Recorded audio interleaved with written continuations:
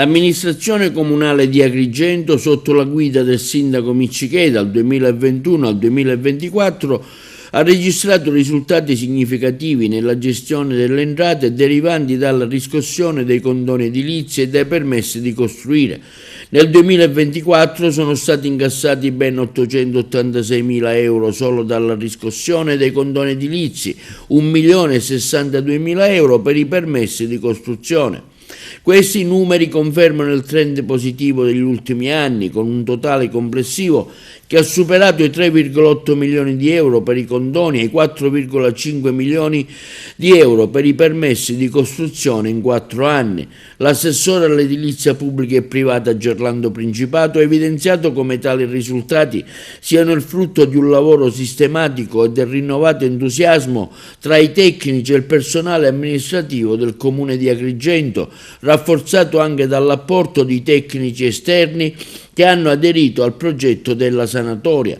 Queste risorse sono state impegnate per la manutenzione delle strade e dei marciapiedi, il verde pubblico, le manutenzioni dei beni e degli immobili comunali, la manutenzione nelle scuole, nelle acque bianche e lavori straordinari di pubblica illuminazione.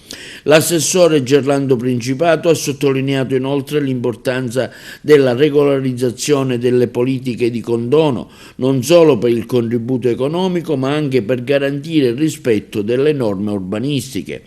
Inoltre, continua l'assessore, ricordato che in caso di mancato completamento delle pratiche l'ufficio condono edilizio sarà costretto a rigettarle e a passarle all'ufficio abusivismo per avviare le procedure di demolizione, già in corso con regolarità e spesso portate avanti dai cittadini stessi.